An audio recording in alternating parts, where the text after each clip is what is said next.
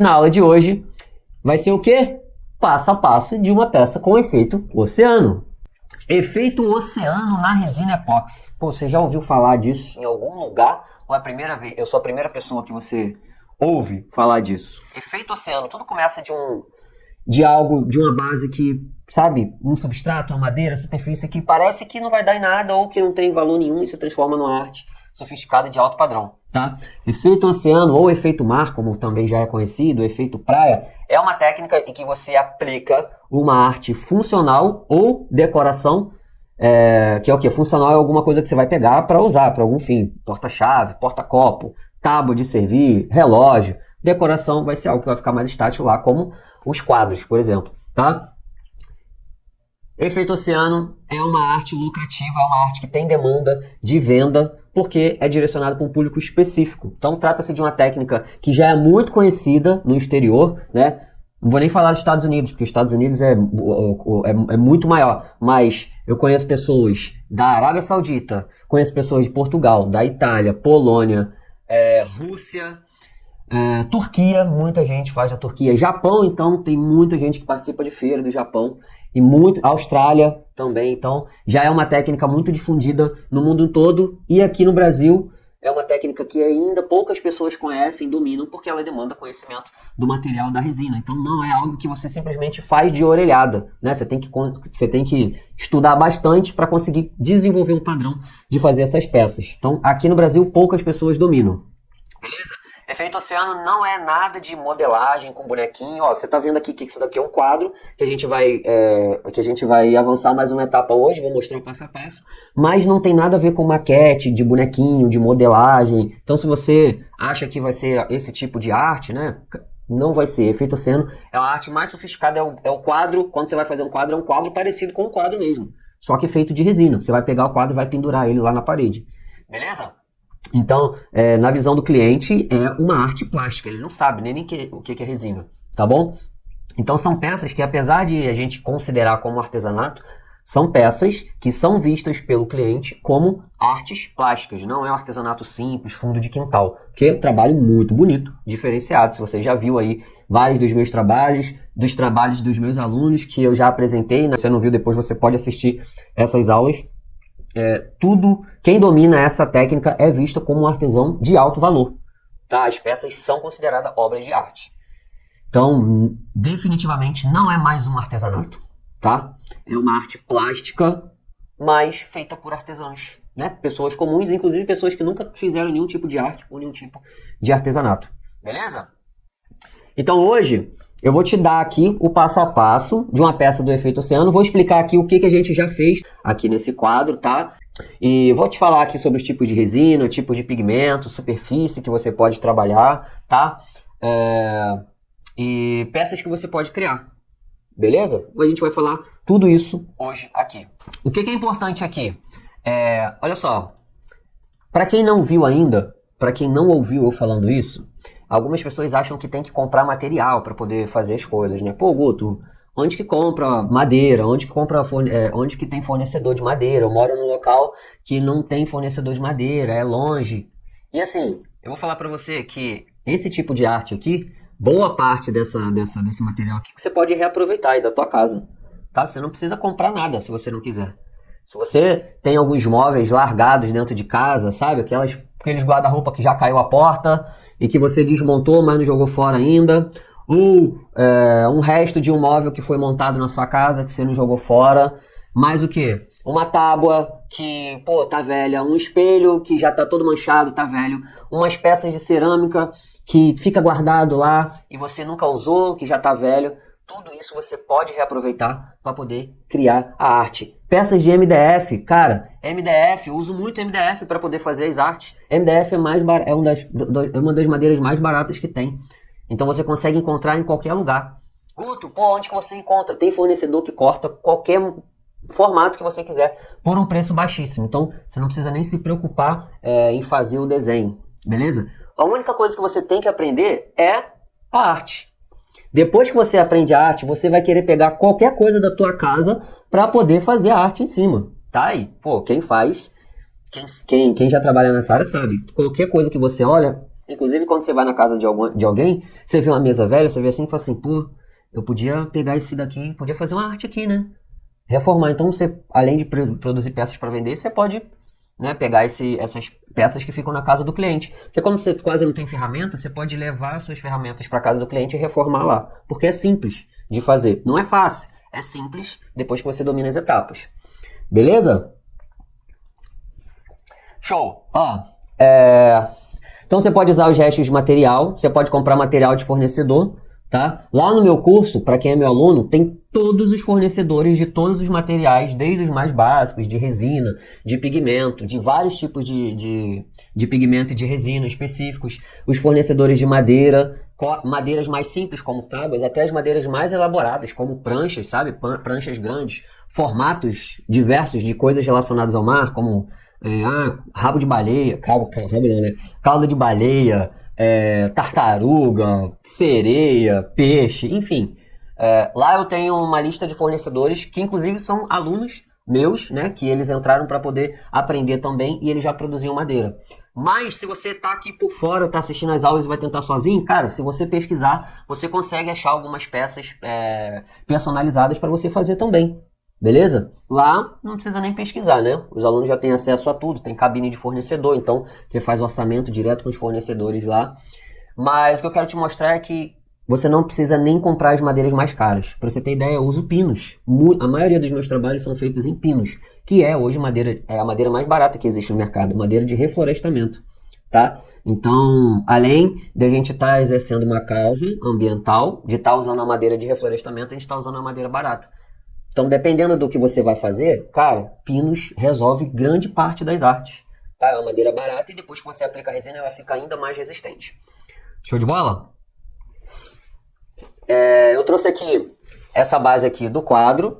Nessa aula aqui, o que a gente fez? Vou te explicar. Esse quadro aqui, ele é um quadro de tela, tá? Ele é tela. Qual é a melhor base, Guto, para poder utilizar a resina e fazer quadros? Madeira. Isso eu já falei, tá? Madeira é a melhor base que tem. Você vai gastar menos, porque você não vai precisar dar uma camada para poder fortalecer a tela, né? Então você vai jogar a resina direto na madeira crua, não precisa passar nada por baixo. A não ser que você queira pintar e fazer isso daqui que a gente fez, tá? Mas você não precisa fazer nada. A madeira crua é só resina por cima e a arte você faz toda em cima da resina. Mas esse daqui é um quadro de tela. E qual é o benefício de você fazer uma peça de tela e não de madeira? Um quadro de tela, de tecido, né, e não de madeira. O benefício é que a peça ela fica mais leve. Só isso, tá? Mais leve. Então, muito mais leve, diga-se de passagem, né? Porque a madeira ela fica bem pesada. Então, quando você coloca um quadro como esse daqui de trás, que é 80 por 60, cara, esse quadro aqui pesa 8 quilos. Porque ele também tem a modelagem aqui, né? Tem o peso do quadro, o peso da resina, mais o peso da ilha, que essa ilha aqui é 3D. Essa ilha não, essa pedra do recreio. Então, fica muito pesado. É um empecilho para quê? Na hora do frete. Né? Na hora do frete, pum, fica muito pesado. Então, você pode fazer de tela. Qual é o malefício da tela? A tela ela faz uma barriga, né? Por conta da retração da resina e do próprio peso da resina mesmo. Por mais que ela tenha um suporte aqui atrás, ela pode fazer uma barriga. E uma das formas de você não deixar a tela fazer a barriga é você resinar ela por baixo. Tá? Aqui é passar uma camada superficial de resina, tá? Aqui, ó. Aqui no caso eu passo restos de resina, né? Que vai sobrando das peças.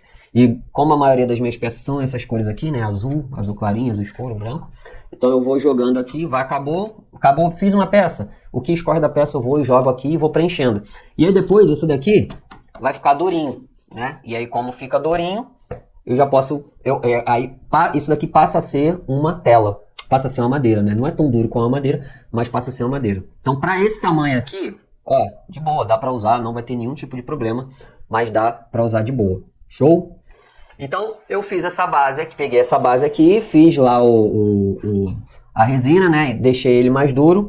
E aí, isso daqui, essa pintura aqui a gente fez na última aula. Como que foi feita essa pintura, Guto? Ó, se você não sabe absolutamente nada de arte, não sabe nada, você é iniciante no artesanato, tá? Ah, Guto, nunca fiz absolutamente nada. Eu tenho alunos que nunca fizeram nada de artesanato e começaram na resina. Eu utilizei aqui só 3 cores, tá? Que é o areia, na verdade esse daqui é o perolado, o azul escuro, tá? Azul marinho e o azul turquesa. Então aqui eu usei o perlado para fazer o tom de areia e aqui eu fui misturando com o azul turquesa e depois algumas coisas de azul escuro. Então aqui você vê que tem mais ou menos umas 4 cores, né? Por conta dessas misturas. O que vai fazer a arte ficar ainda mais bonita aqui, que é aquela visão de profundidade, é a resina que você vai colocar por cima, é a coloração que você vai colocar por cima, tá? É isso que vai dar a beleza da profundidade, que essa parte aqui vai ficar parecendo uns corais. Show? E para fazer esses efeitos aqui, eles não são feitos com pincel, eles são feitos com essa ferramenta aqui, que é a gente chama de batedor de esponja. É uma esponjinha, né? Uma esponjinha normal, e essa esponja aqui a gente vai misturando as cores e vai batendo aqui, até ela ir misturando uma cor na outra, vai fazendo um degradê. E é assim que faz esse efeito. Basicamente é isso. Depois que terminar essa live, você pode assistir a live que eu fiz isso daqui ao vivo, tá? Tá gravada aí no YouTube, então é só você assistir e você vai pegar detalhadamente como que foi feito. Então eu pintei aqui, né? Eu usei o batedor aqui, fiz aqui na lateral, fiz aqui na outra lateral também, ó, aqui atrás também. Beleza? O que a gente vai fazer aqui hoje? Olha só, inclusive essa é uma aula aqui que em breve eu vou gravar ela detalhadamente para poder passar para os meus alunos, mas eu já vou te passar um macete aqui. Não é um macete, né? Mas é um processo que a gente vai fazer. Isso daqui não vai ficar assim, tá? Isso daqui não... Essa tela aqui, ela não vai ficar pintada simplesmente assim. A gente não vai fazer isso, tá? A gente vai colocar uma areia artificial aqui agora. Show! Então, ó, tá explicado. Expliquei aqui como que é feito o preparo da base inferior. Fiz a pintura na última aula. Quando terminar essa aula, você vai assistir a pintura, tá? E agora a gente vai fazer a aplicação da areia superficial, beleza? Antes disso, eu preciso proteger toda essa parte aqui de baixo, ó, onde a resina vai escorrer depois, futuramente. Porque senão ela vai ficar toda agarrada aqui. Então, para isso, eu utilizo uma fita, tá? Crepe. Mas é qualquer fita crepe, Guto? Não é qualquer fita crepe. É uma fita crepe de alto desempenho.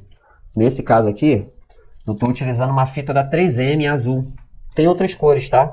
Mas eu recomendo que você utilize uma fita da 3M ou uma fita de pintura automotiva. Por que, Guto? Porque essa fita de pintura automotiva, ela aguenta calor e não solta tanta cola em cima da superfície. Porque na hora que a gente for remover ela com soprador térmico para tirar as gotas de resina que vão ficar aqui, ela não pode soltar a cola dela toda, né? E a fita crepe comum, ela solta a cola dela toda quando ela é esquentada. Então eu prefiro a fita de pintura automotiva ou fita de alto desempenho da 3M. Show? Então eu vou colocar aqui, ó. Essa fita aqui, inclusive, ela é reaproveitável. Então, para você ver, eu peguei esse pedaço aqui, que eu já tinha utilizado ela para um caso. Então aqui eu estou usando ela novamente. Tem fitas que eu uso até 3 vezes, porque ela rende muito, ela é muito boa. A cola dela não sai. Então dá para você utilizar várias vezes. Beleza? Tá rodando aí a chamada pro evento, né? E aí eu recebi um comentário de falar assim, ó. Olha só o comentário do evento.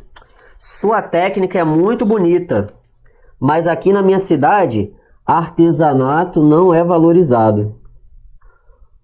Você já ouviu essa frase em algum lugar?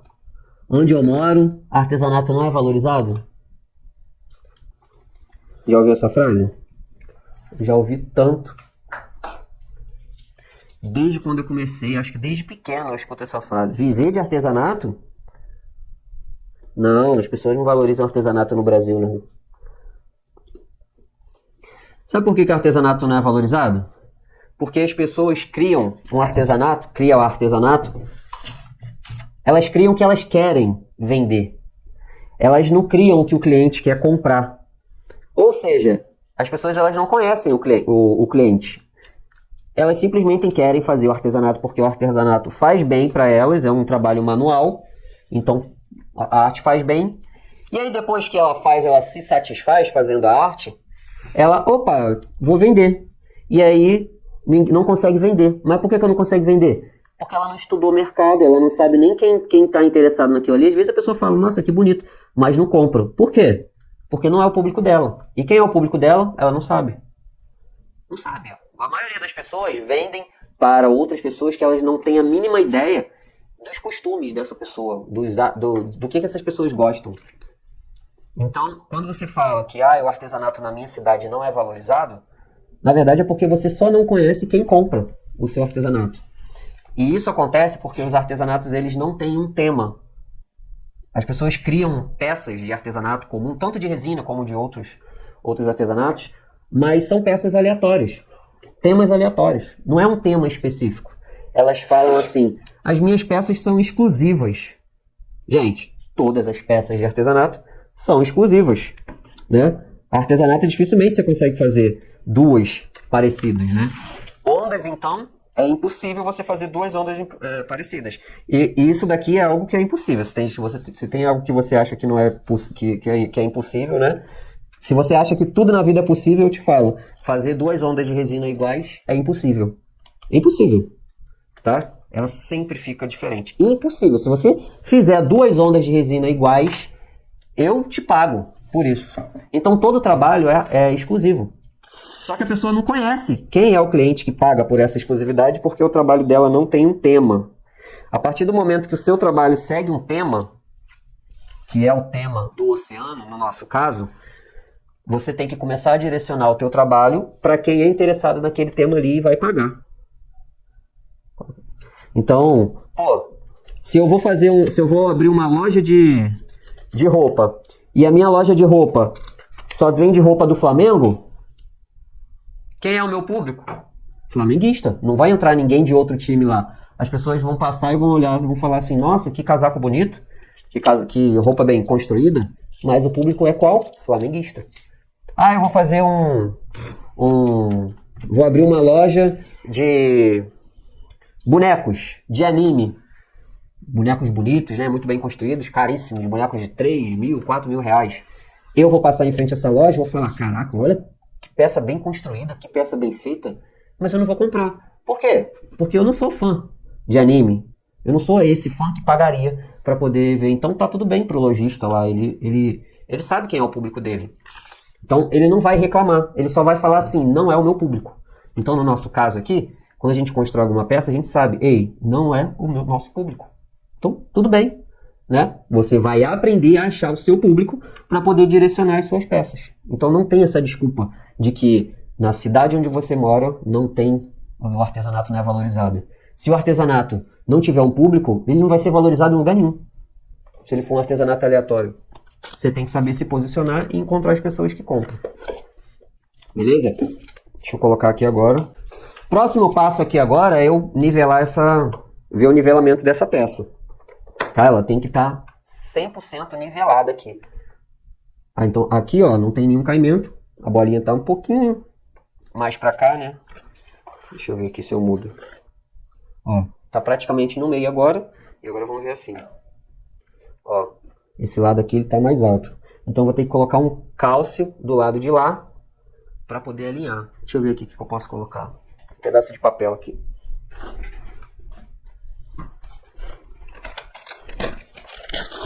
O que a gente vai fazer hoje não tem muito a ver com alinhamento, não. Mas é só para te dar uma ideia de que a peça ela tem que ficar 100% alinhada, tá? Toda vez que você for fazer uma peça de efeito oceano. Alinhei aqui, beleza, ó, tá alinhado não, né? Nivelado, porque senão vou puxar minha orelha. Nivelado, só que agora aqui ficou mais alto. Agora eu vou botar um pedaço lá. Nivelado. E agora eu vou aplicar a resina, tá? Vamos falar aqui da resina. A gente falou que existem vários tipos de resina. Falei das resinas de espessura e viscosidade que você pode utilizar. Para esse tipo de trabalho aqui de superfície, você tem que usar resina de baixa espessura. Quanto à viscosidade, você pode usar qualquer uma, tá? De baixa, de média e de alta viscosidade. Para o que a gente vai fazer aqui, ó, que a gente vai fazer a aplicação da areia, tá? Uma areia artificial, que eu vou revelar para vocês que areia é essa artificial, que fica muito bonita. É o quê? eu posso utilizar resina de baixa, média ou alta viscosidade.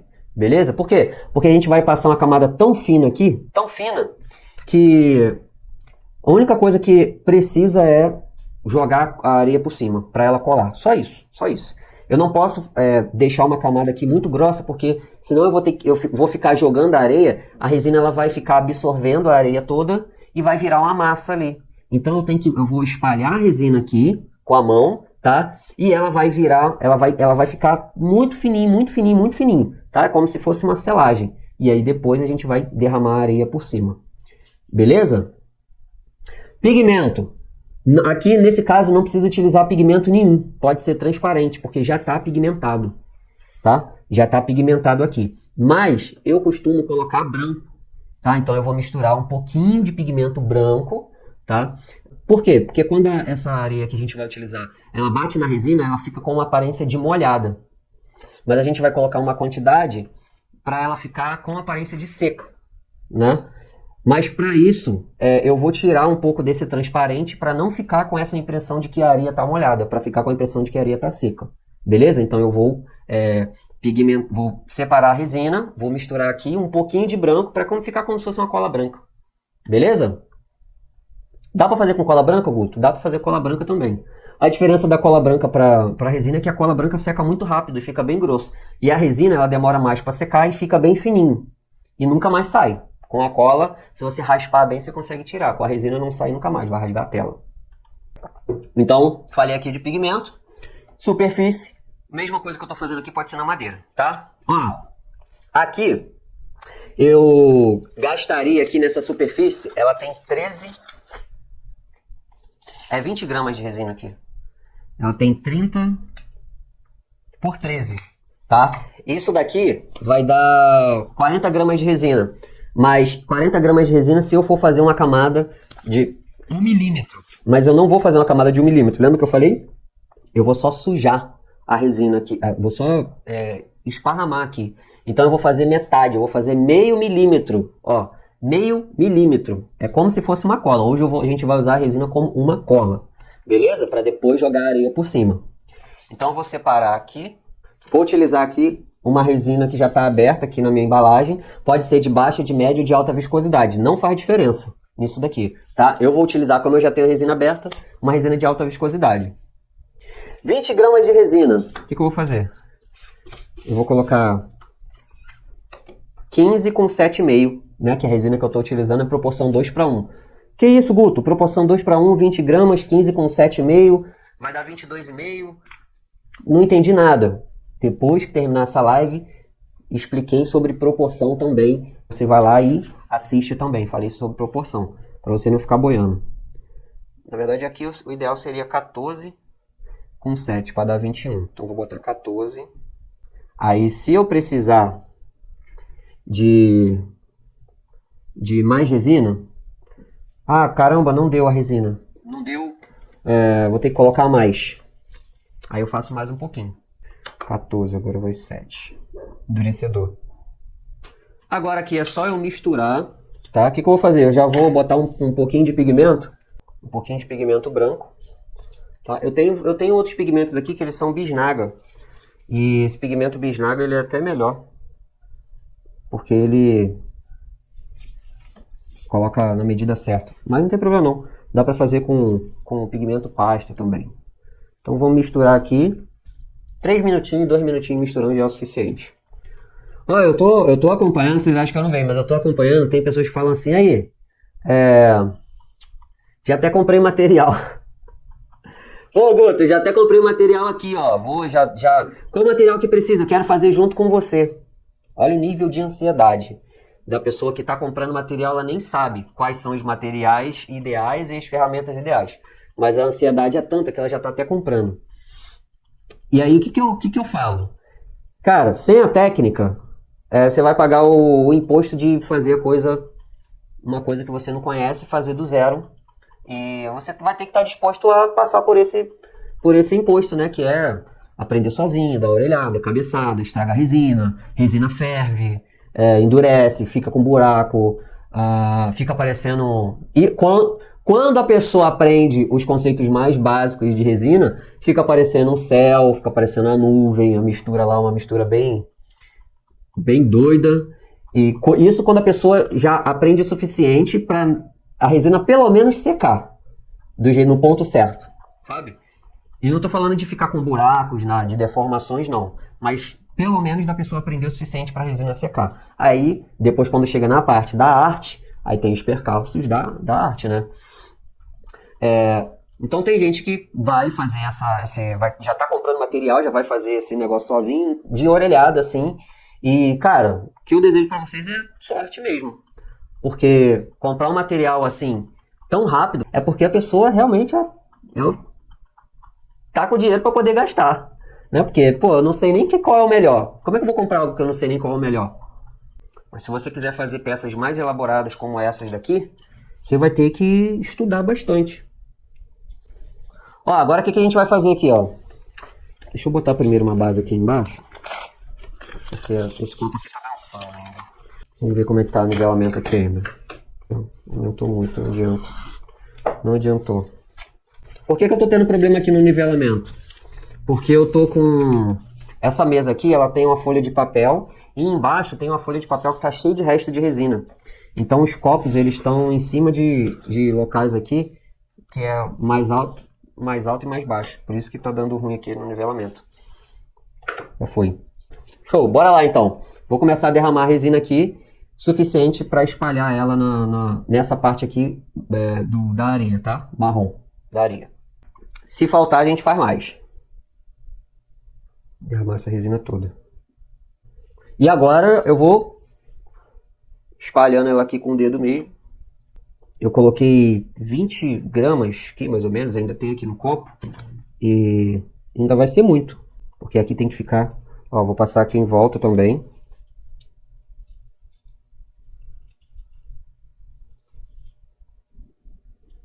Ó, vai ser muito. Vou até botar aqui um pouquinho de volta no copo. Aí depois eu uso para poder colocar dentro de um moldezinho que eu tenho aqui. Vou passar aqui em volta.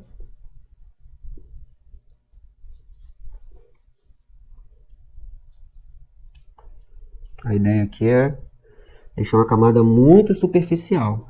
Ó, tá vendo? Eu não sei se vocês estão vendo aqui, mas olha isso daqui, ó, como é que ainda tem resina. Pra você ver como é que gasta pouco. Eu fiz metade, 20. Eu acredito que 10 gramas aqui ia ser o suficiente para poder espalhar. Então eu vou pegar esse restinho aqui, ó. Aí eu tenho um moldezinho aqui que eu faço umas arraias, né? Tem uns moldes de piche e de concha. Aí o que sobra, eu faço mais arraias, umas conchas, depois faço um chaveinho e dou de brinde para o cliente. Então, praticamente a resina aqui, ela nunca estraga. Então, agora eu vou tirar aqui, ó, todo o excesso,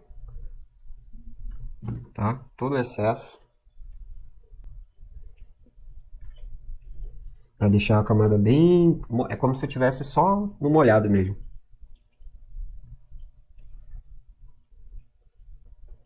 Ó, já tirei aqui.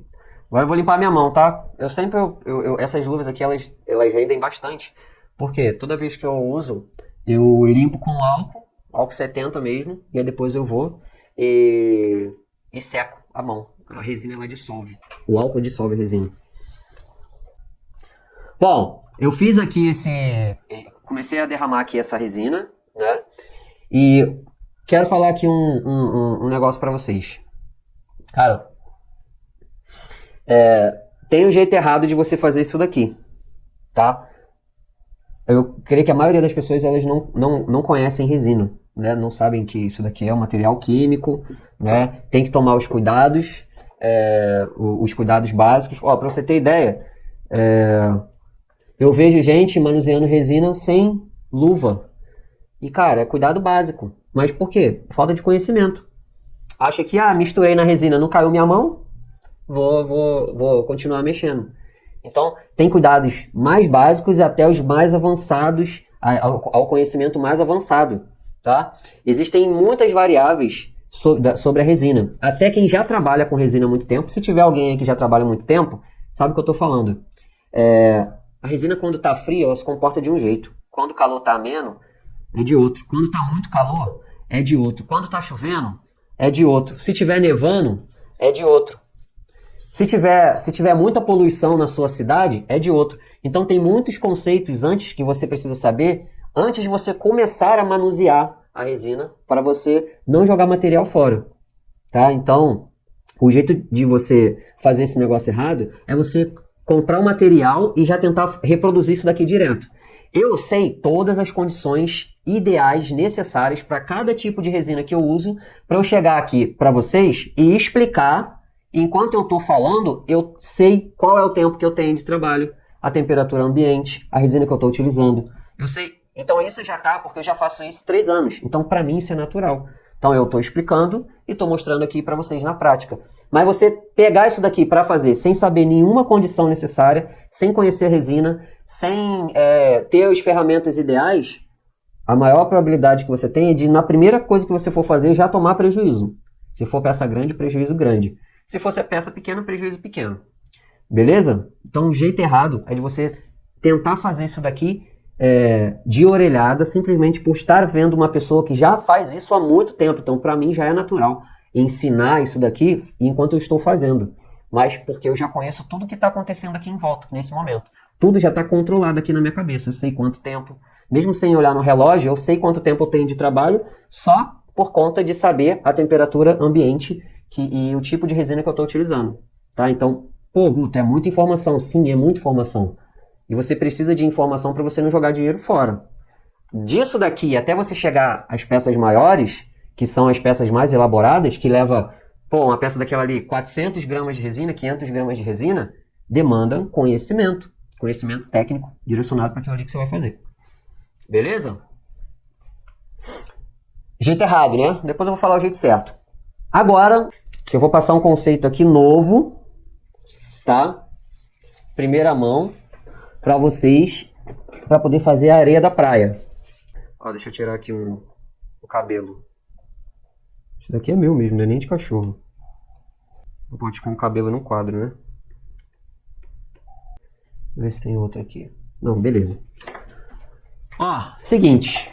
Existem várias formas de você fazer areia da praia, tá? Em algumas peças eu faço areia, eu uso areia de verdade. Outras peças eu misturo areia com um mineral, tá? Outras peças eu uso uma areia da praia que é artificial. Não é artificial, né? É uma areia da praia que é comprada, né? Que inclusive eu mostrei também na caixinha do MDF, dos porta-copos de MDF. Então, dá para fazer diversas formas. Hoje eu vou te ensinar aqui uma outra forma de você fazer a areia da praia também. Beleza? Essa areia aqui a gente vai fazer... Vou usar uma peneira aqui, tá? E a gente vai utilizar farinha de mandioca. Quem aí tem farinha de mandioca em casa? Não tem como você falar que não dá para usar as coisas de casa. Pô, já te falei que dá para você pegar seu guarda-roupa velho, a porta que tá caindo, cortar e fazer uma peça e aplicar resina. Agora, eu tô te falando que dá para você usar a farinha de mandioca para poder fazer a areia da praia. Daqui a pouco o quê? Não vai comprar nada, pô. O cliente nem vai saber que é a farinha de mandioca. Você vai falar aqui, nossa, que areia linda, não sei o que. É a areia artificial. Pronto. Areia artificial. Mas eu faço peças com areia de praia também, tá? E eu até gosto de fazer peças com areia de praia. Mas eu também já fiz com farinha de mandioca. Beleza? O que você vai fazer? Bom, a farinha de mandioca ela tem uns grãos maiores, né? Você vai fazer o quê? Você vai retirar os grãos maiores. Então você vai peneirar a farinha de mandioca. Então tem aqui, ó, vou passar pra cá. Vou passar pra cá e vou peneirar a farinha de mandioca. Vamos deixar só os grãos mais fininhos. Aí você tem que usar uma peneira aquela bem fininha, tá? Vou te falar aqui farinha de aipim, olha aí, ó. Mesma coisa. A areia de aquário fica bom? Fica bom. Show! Então agora eu vou jogar aqui em cima, ó. Putz, caiu um espelhinho aqui de novo. Aqui tem 3 cachorros, né, gente? Então eu tenho esse terror de ficar caindo pelo na minha resina direto. Show de bola. Então agora aqui é só o que eu vou fazer. Eu vou começar a jogar essa farinha toda aqui em cima. Tudo.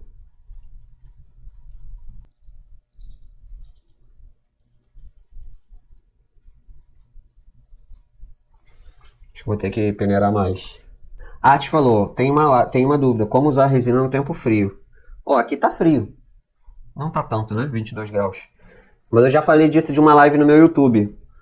Tá? Você pode ir lá no meu YouTube depois, pesquisa lá Gutenberg MJ, ou vai direto no. Ou pesquisa pelo nome Gutenberg Mota Arte Oceânica.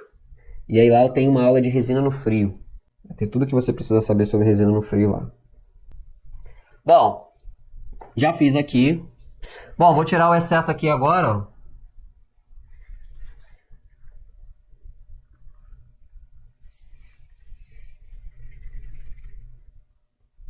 Olha, que beleza. Com aparência de seca já, tá vendo? Isso daqui eu botei aqui, ó, propositalmente, porque a gente vai, quando eu for fazer, a gente vai atravessar a resina daqui, ó. Vai atravessar a resina pra cá, ela vai vir aqui em cima. Então é importante estar aparecendo aqui essa parte aqui, né? Depois eu vou tirar um pouquinho assim, ó, para tirar o excesso. E aí agora eu vou fazer aqui do lado, tá? Aqui do lado. Deixa eu primeiro tirar aqui. Tem que tomar maior cuidado aqui, porque tô com resina, câmera, computador. Ó, vocês estão vendo tão amarelo, mas não é tão amarelo assim não. É por conta do efeito da câmera, da saturação da câmera. Não é tão amarelo não. Agora eu vou virar aqui e vou jogar aqui em cima.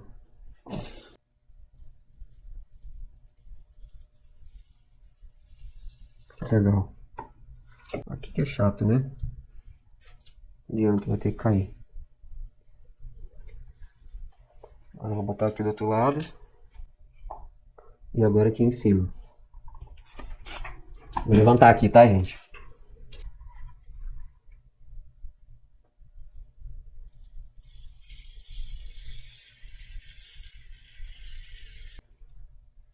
Pronto. Fiz uma farofada aqui. Agora eu vou tirar o excesso. Quem já chegou a ver um relógio que eu fiz aí ultimamente? É um relógio que tinha uma ilha no meio, ele foi feito assim. Com farinha de mandioca. Pra não dar desculpa. Agora eu vou tirar um pouquinho aqui, ó. Dar uma desgastadazinha aqui. Só pra não ficar com muito desnível. Marujada, é isso daqui. Agora é só esperar secar entre 4 e 6 horas. Essa resina aqui já vai estar seca. Aí o que você vai vir? Você vai vir aqui e você vai passar o pincel, tá? Qual o pincel que eu uso? Eu uso o pincel de maquiagem, que tem que ser um bem levinho, né? Então você vai passar aqueles negócio de fazer maquiagem aqui, ó. Então você vai passar para não tirar muita coisa, né? E vai tirar só o excesso. E vai deixar do jeito que tá, assim, tá? E depois a gente vai fazer, você faz a resina aqui e vai atravessar a resina do mar para a parte da areia. Beleza? Aqui a gente aqui praticamente é uma comunidade, né? Sempre quando eu faço um evento, as pessoas vão se conhecendo aqui na comunidade, né? Quem fala mais, a gente já vai sabendo quem fala mais, quem é mais comunicativo, tá sempre aparecendo. E aí quando as pessoas se tornam alunas, elas chegam lá na minha comunidade, que é a comunidade Fragata, que é a comunidade dos meus alunos mesmo do curso fechado, e elas já se conhecem. Pô, te vi lá, caraca, aí começam a conversar lá. E lá na comunidade, cara, tem muita coisa, não é só para conversar. Então lá eu dou suporte para os alunos, eu faço correção de peças, eu faço análise de peças. Então tem muito conteúdo que eu dou lá. Faço aulas ao vivo semanalmente, praticamente. Passo fornecedores novos, tiro dúvidas de coisas que não estão dentro do curso, mas que o aluno quer fazer alguma coisa diferente, né? Então a gente vai lá.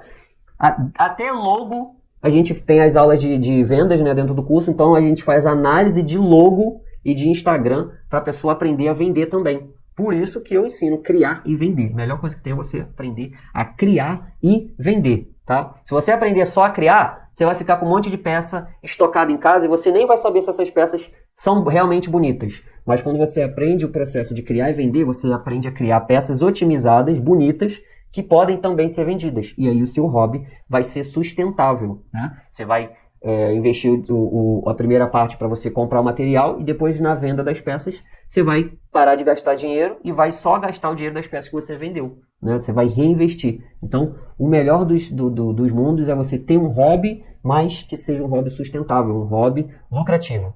E se você for uma pessoa que gosta de desafio, é possível você faturar até 3 mil no mês ou mais vendendo esse tipo de peça. Tem que estar disposto a trabalhar e produzir bastante e aprender como que faz a divulgação. Beleza? Beleza, Marujada? Eu espero que vocês tenham gostado dessa live, feita com muito carinho. Fiz até equipamento novo aqui, uma nova webcam para poder vocês verem no detalhe aqui, ó. Olha que beleza isso daqui, olha isso daqui. Olha. Ó. Como é que ficou a borda aqui, ó. Beleza? Show, Marujada.